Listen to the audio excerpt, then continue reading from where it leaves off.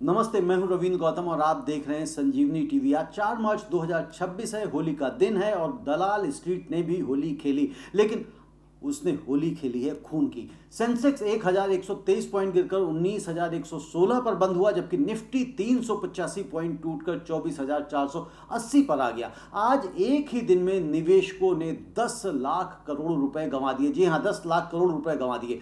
4 दिन में Sensex 3,160 point यानी 3.8 पॉइंट गिर चुका है। निफ्टी 1,016 पॉइंट यानी 4% नीचे है। मिड कैप इंडेक्स भी 2.26% और स्मॉल कैप 2.24% क्रैश कर चुके हैं। इंडिया विक्स 23% जंप कर चुका है, 21 के पार पहुंच गया है। ये कोई सामान्य करेक्शन नहीं है दोस्तों, ये जियोपॉलिटिकल शॉक का नतीजा है। आज हम इस क्रैश की पूरी तरह से पोस्टमार्टम करेंगे। 5 बड़ी वजह, हर वजह का गहरा विश्लेषण करेंगे, ऐतिहासिक तुलना और सेक्टर पर असर और आगे क्या होने वाला है, यह सब आज हम इस वीडियो में समझने का प्रयास करेंगे। अगर आप निवेशक हैं तो अंत तक जरूर देखिए, क्योंकि यह समझना बहुत जरूरी है कि अब क्या होगा। तो चलिए शुरू करते हैं और आप कमेंट में हमें बताते चलिए कि आपका पोर्टफोलियो आज कितना प्रतिशत लाल है। सबसे पहली और सबसे बड़ी वजह है यूएस ईरान वॉर का अचानक से तेज हो जाना। ईरान के supreme leader Ayatollah Ali Khamenei की मौत हो चुकी है यूएस इजराइल अटैक के कारण। ईरान ने जवाब में मिसाइल अटैक किए। इजराइल ने तेहरान और बेरूत पर फ्रेश स्ट्राइक्स बोले। ट्रंप का स्टेटमेंट बहुत महत्वपूर्ण है। उन्होंने कहा कि वॉर 4 से 5 हफ्ते में खत्म हो सकता है, लेकिन हम इससे कहीं ज्यादा लंबा भी चला सकते हैं। अब गहराई से समझिए, ये कोई छोटी घटना नहीं है, ये सप्लाई शॉक है। स्ट्रेट ऑफ हॉर्मुज से दुनिया का 20% तेल गुजरता है। अगर ये बंद हुआ या खतरे में पड़ा तो ग्लोबल ऑयल सप्लाई तुरंत प्रभावित होगी। एक्सपर्ट्स का मानना है कि वॉर तेज होने और क्रूड ऑयल बढ़ने से मार्केट हाई अनसर्टेनिटी की अवधि में चला गया है। कोई नहीं जानता यह कॉन्फ्लिक्ट कितने दिन चलेगा। शॉर्ट वॉर सिनेरियो में 3 से 4 हफ्ते में मार्केट तो रिकवर कर सकता है, लेकिन अगर ये लॉन्ग वॉर हुई तो 2 से 3 महीने तक चला अगर ये युद्ध, तो ग्लोबल ग्रोथ ही पूरी की पूरी स्लो हो जाएगी। भारत पर डायरेक्ट असर पड़ेगा क्योंकि हम एनर्जी डिपेंडेंट इकोनॉमी है। दूसरी वजह है क्रूड ऑयल का मल्टी मंथ हाई।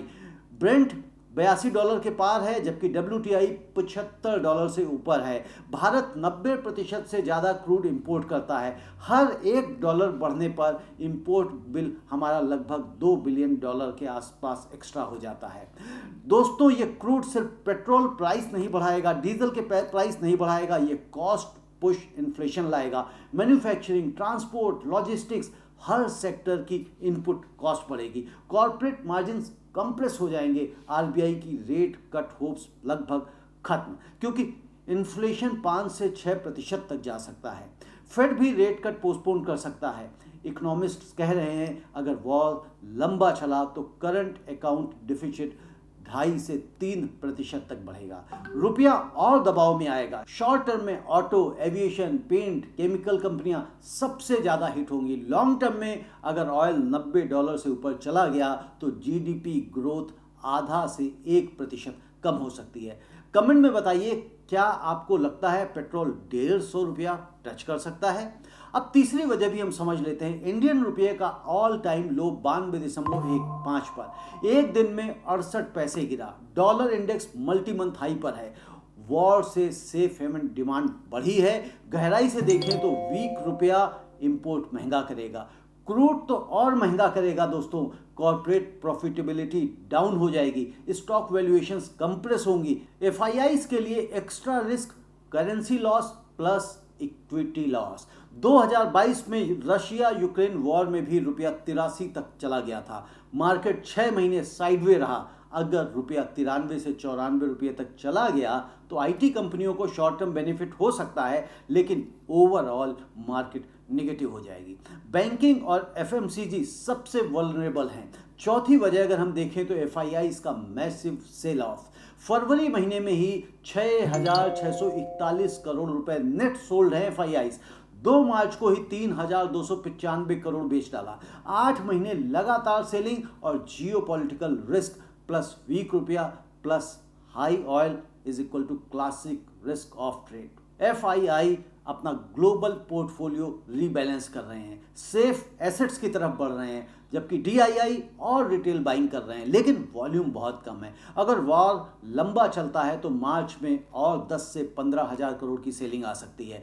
पांचवी वजह अगर हम देखें तो सेंसेक्स सिर्फ 1.4% डाउन है, लेकिन मिड कैप 2.26% और स्मॉल कैप 2.24% क्रैश किया हुआ है। India VIX 23% jump, fear gauge highest है। सबसे महत्वपूर्ण बात, भारतीय मार्केट पिछले एक साल से ग्रोथ वैल्यूएशन मिसमैच में फंसा हुआ था। अब वॉर की वजह से low consumer demand plus higher input cost plus inflation, corporate earnings growth 2026-27 में 8 से 10% तक की कम हो सकती हैं। बैंकिंग, ऑटो, कैपिटल गुड्स और कंज्यूमर ड्यूरेबल्स सबसे ज़्यादा प्रेशर में हैं। ऑयल मार्केटिंग कंपनियां और डिफेंस स्टॉक्स को शॉर्ट टर्म बेनिफिट, लेकिन ओवरऑल नेगेटिव।